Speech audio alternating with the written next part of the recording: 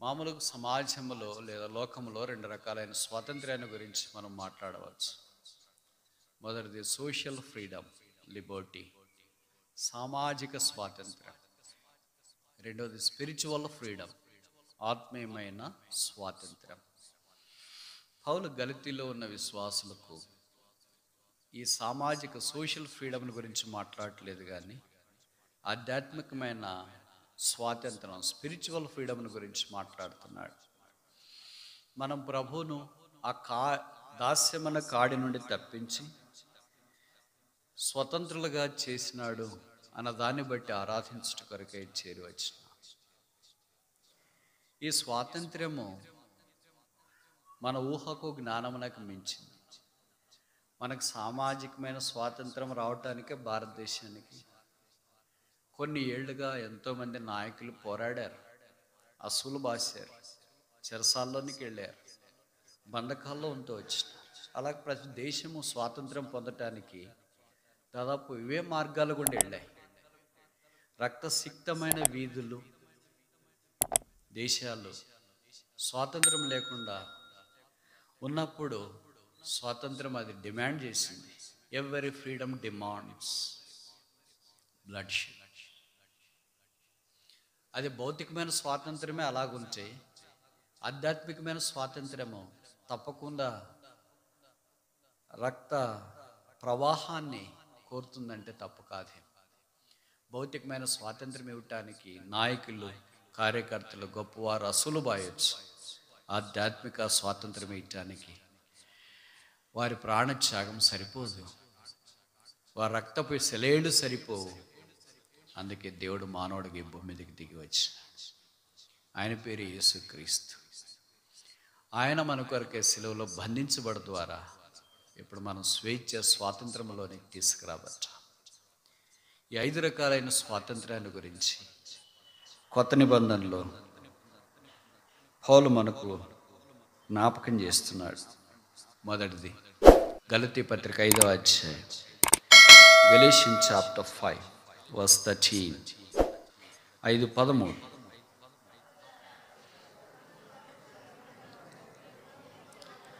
నేను చదువుతాను. సహోదరులారా, మీరు స్వతంత్రులుగా ఉండుటకు పిలువబడతారు. అయితే ఒక మాట, ఆ స్వాతంత్రమును శరీర క్రియలకు హేతు చేసుకునక ప్రేమ కలిగిన వారే ఒకరికొకడు దాసులై ఉంటారు.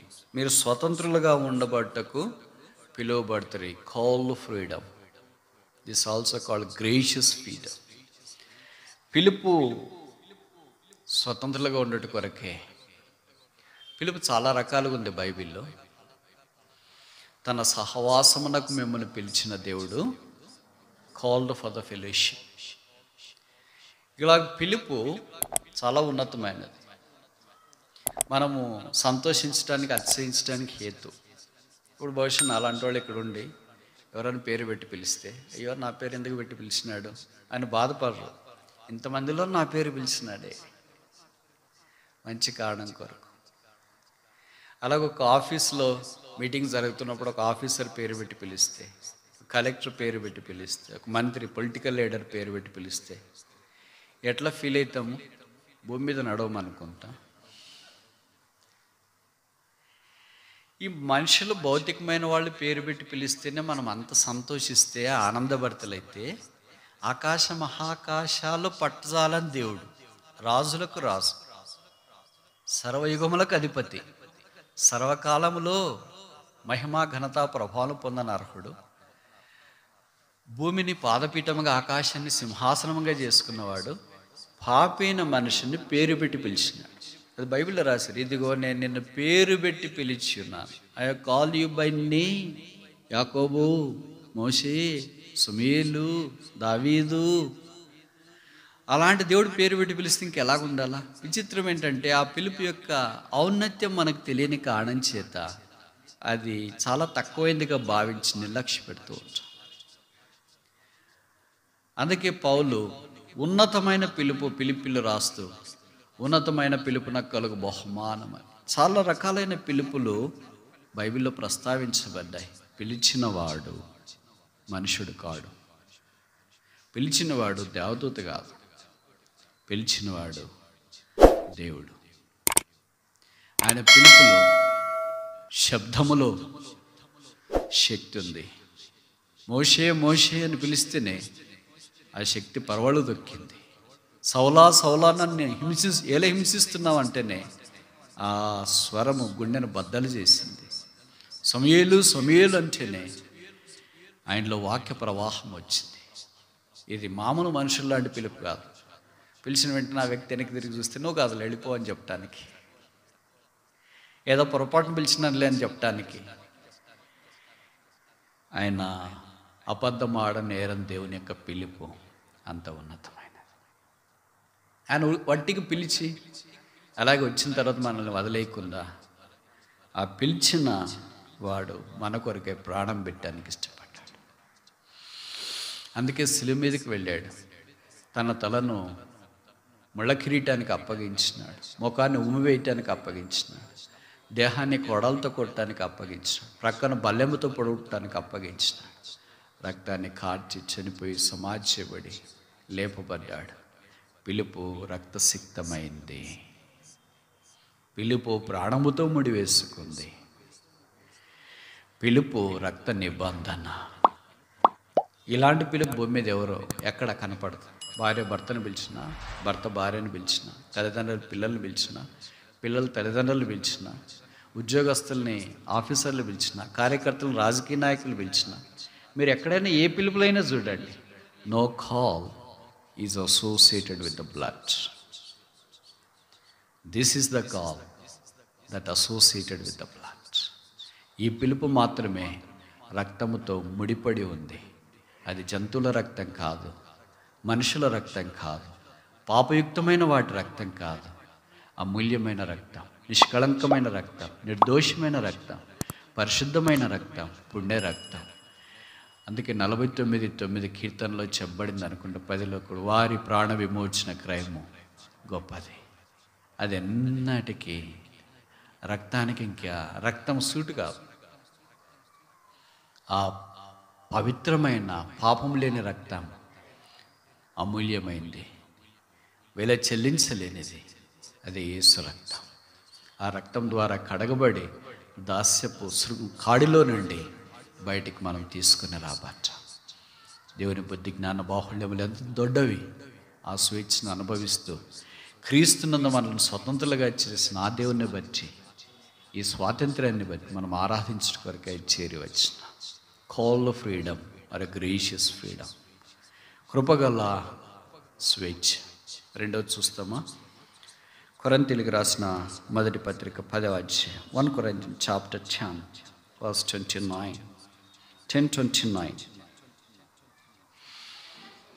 మనస్సాక్షి నిమిత్తము అనగా నీ సొంత మనస్సాక్షి నిమిత్తము కాదు, ఎదుటివాని మనస్సాక్షి నిమిత్తమే ఇలాగ చెప్తున్నాను. ఎందుకనగా వేరొకని మనస్సాక్షిని బట్టి నా స్వాతంత్రం విషయములో కాన్షియస్ కాల్. మనస్సాక్షినిచ్చి లేదా పిలిచి మనస్సాక్షినిచ్చి. ఇప్పుడు మనం ఏదైనా మాట్లాడేటప్పుడు కూడా అంటాం కదా, వాళ్ళకి మనస్సాక్షే లేదు, అట్లా మాట్లాడినారంట, లేదా వాళ్ళ మనస్సాక్షి వాత వేయబడింది అని అంటారు. ఇప్పుడు మనం పొరపాటు చేసినప్పుడు మనకు వెంటనే మనస్సాక్షి గద్దిస్తుంది. ఎవరితోనైనా అబద్ధం మాట్లాడితే, లేకపోతే కాని విధానంలో ప్రవర్తిస్తే, కోప్పడితే, ఎమోషనల్గా ఫీల్ అయితే మన మనస్సాక్షి మనకు వెంటనే గద్దించి చెప్తుంది, ఇలాగ చేసేవి చేయకూడదు కదా అని. అందుకే సాధారణంగా మనము క్షమాపణ అడుగుతుంటాం. ఇప్పుడు తక్కువైంది, మరి శేషం ఎప్పటికీ ఉంటుంది. ప్రభుకు స్తోత్రాలు ఆ శేషాన్ని బట్టి. కానీ అదే ఈ మనస్సాక్షి లేని వారైతే ఆ క్షమాపణ అడిగేది కష్టం, దుర్లభం. క్షమాపణ ప్రభు మనకు ఉచితంగా అనుగ్రహించినాడు. ఈ మనస్సాక్షి నిర్మలము చేయుట కొరకై ఆ క్షమాపణ ఆయన దయచేసినాడు. నిర్మలమైన మనస్సాక్షి, మంచి మనస్సాక్షి, కల్మషము లేని మనస్సాక్షి, కడగబడిన మనస్సాక్షిలోనికి మనం వచ్చినట్లుగా దేవుడు మన విషయమై ఈ శ్రేష్టమైన ఏర్పాటును యేసుక్రీస్తు ద్వారా మనకు అనుగ్రహించినాడు. ఆ కారణం చేత మనం కడగబడి దేవుని సన్నిధిలో ఆయన ఆరాధించే మనస్సాక్షి కలిగిన వారమై చేరివచ్చిన ఇది గొప్ప భాగ్యము, ఇది ఒక ఆధిక్యత. అనేకసార్లు ఈ మనస్సాక్షి చచ్చి ఉన్నప్పుడు, వాత వేయబడి ఉన్నప్పుడు, ప్రభుని గురించి మనకు అవగాహన లేకుండా ముష్కర్లుగా జీవిస్తున్నప్పుడు,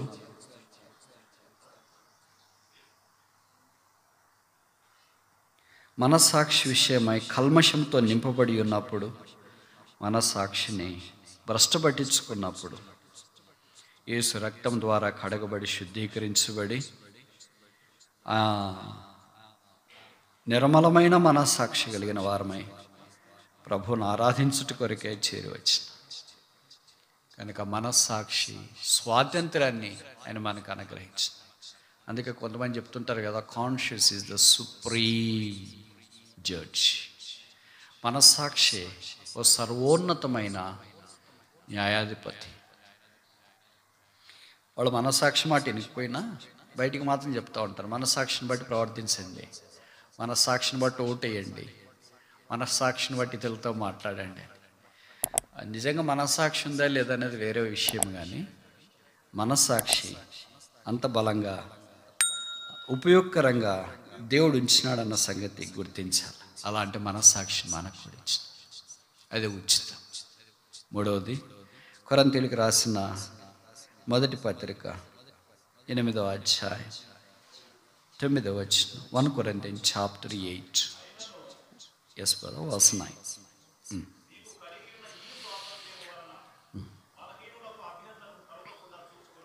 మీకు కలిగిన ఈ స్వాతంత్రము, స్పిరిచువల్ ఫ్రీడమ్. మన స్వాతంత్రము, నాకు స్వాతంత్రం ఉంది కదా అని నేను ఎట్టుబడితే అట్లా ఉండటానికి లేదు, ఏమి నచ్చితే తినటానికి లేదు, ఏమి కావాలంటే పెట్టుకోవటానికి లేదు, ఏం ప్రభు మనం స్వతంత్రంగా చేసినాడు కదా నేను ఎట్లయినా ఉండవచ్చు అనటానికి లేదు. But that has to be galvanised, negotiated, governed, controlled by grace, navigated by the grace and the holy spirit. ఆ స్వాతంత్రం పరిశుద్ధాత్మ దేవుని ద్వారా నడిపించబడేది. నాకు స్వాతంత్రం ఉంది కదా అని అన్నీ చేయదగినవి కాదు.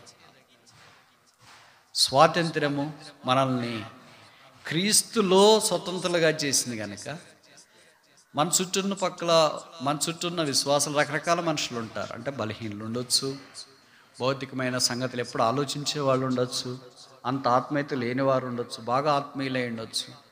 నాకు కలిగిన స్వాతంత్రం ద్వారా ఇతరులు అభ్యంతర పడకూడదు. This is spiritual freedom. ఇది ఆధ్యాత్మికమైన స్వాతంత్రం ప్రభు ఉచితంగా మనకు దయచేసినాడు. ఆ స్వాతంత్రాన్ని బట్టే స్వతంత్ర సమర యోధులు అంటాం కదా, స్వతంత్రానికి యోధులు ఉంటారు. ఈ ఆత్మీయ స్వతంత్రానికి యోధుడు, సింగులర్, నాట్ ప్లూరల్. స్వతంత్రం తీసుకురావటానికి యోధులు ఉంటారు ఒకే దేశానికి. అయితే ప్రపంచానికి యోధులు కాదు, యోధుడు, ఆయనే క్రీస్తు నాథుడు. ఇది సాధ్యమవుతుందే? కొన్ని లక్షల మందో, వేల మందో, వందల మందో ఎవరో నాయకత్వంలోనో పోరాడితే సంవత్సరాలు అప్పుడు స్వాతంత్రం వస్తుందని అంటారే. మరి ఒకే ఒక వ్యక్తి అంటే అది వచ్చేది కూడా ఒక దేశానికి, లేదా ఒక ప్రాంతానికి, ఒక రాష్ట్రానికి, ఒక పరిమితమైన డెమోగ్రఫిక్ లిమిటేషన్స్కి. అది యేసుక్రీస్తు ప్రభు ద్వారా ప్రపంచానికి ఆధ్యాత్మికమైన స్వాతంత్రం. ఇది మిస్టరీ, ఇది మర్మం. ఎట్లొస్తుందో చెప్పంటే, godly things cannot be comprehended by human understanding and knowledge. మనుషుని యొక్క జ్ఞానం ద్వారా దైవ సంగతులను మనం గ్రహించలేము. మనిషి 5 అడుగులు ఉన్నాడు, ఈ మనిషిని డాక్టర్ చూస్తేనే గ్రహించలేడు. ఎందుకని? అన్ని టెస్టులు చేయాల్సిందే. మళ్ళా అన్ని స్కాన్లు అంట, ఎక్స్రేలు అంట, బ్లడ్ టెస్ట్, యూరిన్ టెస్ట్, అన్ని టెస్టులు అయిపోయిన తర్వాత తీరా ఏం గమనించినారంటే ఏం లేదు, అన్నీ నార్మల్గా ఉన్నాయి, విటమిన్స్ బాగా తీసుకోండి, ఎండకు బాగా కూర్చోండి, వాకింగ్ చేయండి, మంచి భోజనం తీసుకోండి, అంతా మీరు సెట్ అయిపోతారు. ఎక్కువ ఒత్తిడిలో ఉన్నారు, స్ట్రెస్ ఎక్కువ ఉంది. అది తగ్గించుకుంటే అన్నీ బాగా అయిపోతాయి. This the common medicine we come across everywhere and common diagnosis, common prescription we come across all the way. అయితే ప్రభు ఈ మనిషిని ఆయన యొక్క సంగతులు మనం గ్రహించలేకపోయినా అనుభవించేటట్లు చేసి, అన్నీ మనం గ్రహించలేము కానీ అనుభవిస్తాం. అలాగే ఈ ఆత్మ సంబంధమైన స్వాతంత్రాన్ని ఎట్లొచ్చింది అనేది మనం వివరించలేకపోవచ్చు, గ్రహించలేకపోవచ్చు. అయితే దీన్ని అనుభవిస్తున్నాం. పాత నిబంధనలో బానిస శృంఖలలో బంధించబడి ఉన్న వారిని సునాద సంవత్సరం లాంటిది వచ్చేటప్పుడు విడిపించేవారు. పొలాలను సైతం 50 ఏళ్ళప్పుడు బానిసలను సైతం. ఇప్పుడు కూడా మన భారతదేశంలో ఆగస్టు 15 కానీ, జాన్ 26 కానీ, 26 కానీ ఇలాగా జాతీయ పండుగలు వచ్చినప్పుడు సత్ప్రవర్తన కలిగిన ఖైదీల్ని ఏదో కొన్ని నియమాల ప్రకారం విడుదల చేయటం హద్దు, అంటే వారికి స్వేచ్ఛ వస్తుంది. అది యేసుప్రభు యొక్క సిలువ. సత్ప్రవర్తన కలిగిన ఖైదీలను కాదు, ఖైదీలంతా అలాంటి వాళ్ళే. ఒక పాట ఉంది అనుకుంటా, అది నాకు తెలిసి మీకు రాకపోవచ్చు. ఆహ క్రీస్తు యేసు సిలువలో ఖైదీలను విడిపించను. Not one. మనమందరము పాపం యొక్క ఖైదీలమే. ఆ పాపం యొక్క ఖైదీల్ని ఒకే ఒక్క ఖైదీగా పరిగణించబడిన వ్యక్తి, హి was not a prisoner, not a criminal, but he was counted to be a criminal. ఆయన సిలువలో మన కొరకు అప్పగించబడడం ద్వారా, బైబిల్లోనంటే కొంతమంది ఖైదీల పేర్లే రాశారు. బరబ్బా లాంటి ఖైదీ, తర్వాత కుడివైపున వేలాడదీయబడిన ఖైదీ, ఇలాంటి కొంతమంది మనకు కనిపిస్తూ ఉంటారు. అయితే ప్రస్తుత కాలంలో ప్రపంచవ్యాప్తంగా పాపం చేత బంధించబడిన ఖైదీలందరికీ ఒకేసారి ఏం తగినాయి? మీకు అపోస్తుల కార్యాలు 16వ అధ్యాయం పరిచయం కదా. శీల అపోస్తులు, అపోస్తుడైన పౌలు శీల పాటలు పాడుతుండగా ఎవరు వింటుండరి? ఎవరు ఆ ఖైదీలు? ఎవరో అనుకుంటాం, మనమే. ఖైదీలు వినుచుండరి. అప్పుడు అర్ధరాత్రి భూకంపం కలిగింది. యేసు ప్రభువు వారు సిలువలో మరణించినప్పుడు ఏం కలిగింది? భూకంపం కదిలింది. ఇప్పుడు చదవండి ఆ మాట. ఎస్,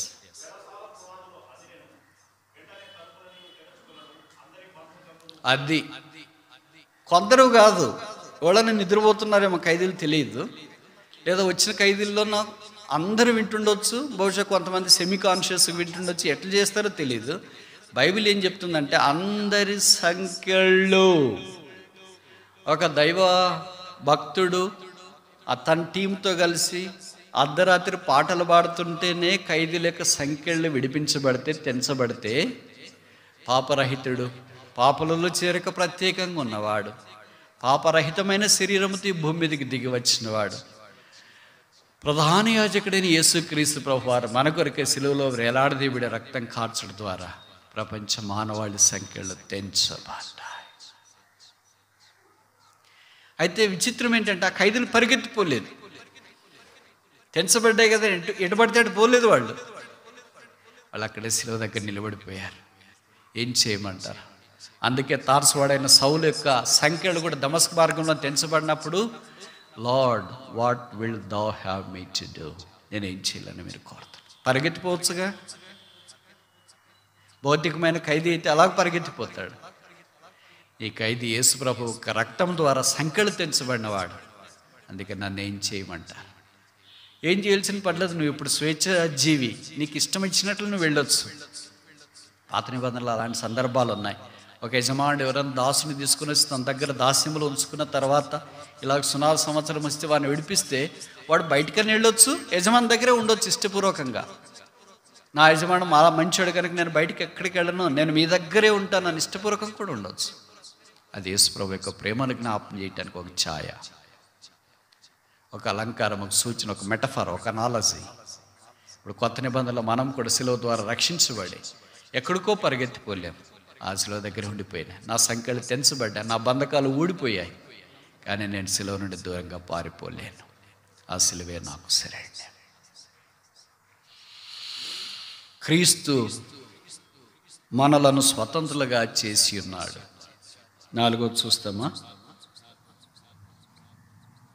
యోహాను సువార్త 8వ అధ్యాయం 32వ వచనం. John chapter 8 verse 32. అప్పుడు సత్యము మిమ్మను స్వతంత్రులుగా చేయను. True shall make you free. అంటే అర్థం ఏంటి? అసత్యము మనల్ని బంధకాల్లో ఉంచుతుంది. Falsehood keeps us in chains. సత్యము మనల్ని స్వతంత్రులుగా చేస్తుంది. ఏంటి ఆ సత్యము? యోహాను సువార్త 14:6 మనం చూస్తాం. యేసు ప్రభువు అన్నాడు,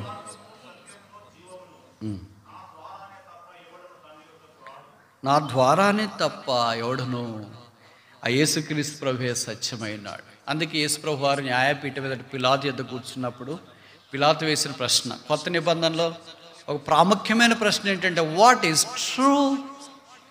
సత్యం అనగా ఏమి?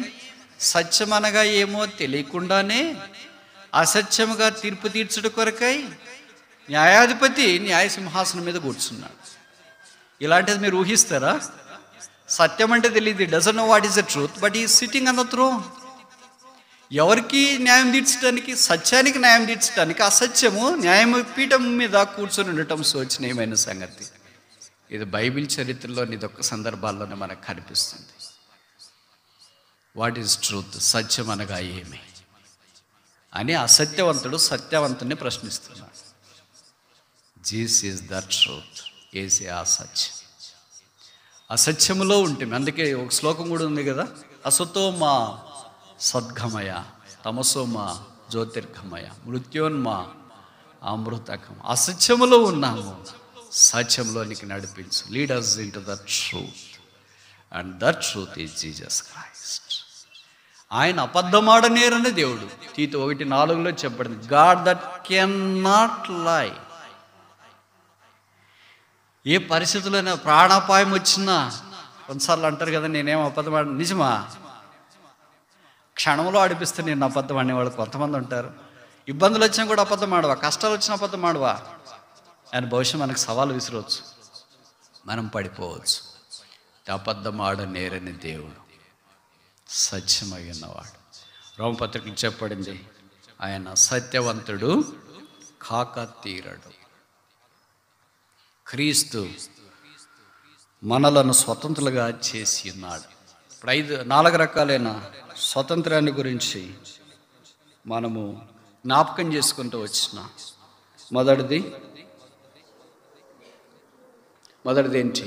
Called freedom or conscious freedom. పిలువబడిన లేకపోతే కృపగలగా స్వేచ్ఛ. రెండవది కాన్షియస్ ఫ్రీడమ్, మనస్సాక్షిని నిర్మలం చేసే స్వేచ్ఛ. మూడవ స్వాతంత్రం ఏంటి?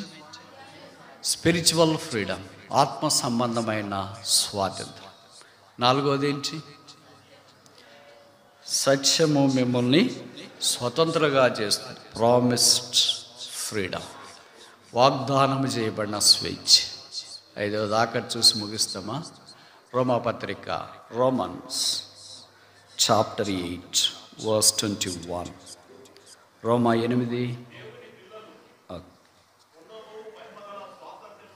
చాలు. దేవుని పిల్లలు పొందబో మహిమగల స్వాతంత్రం, గ్లోరియస్ ఫ్రీడమ్.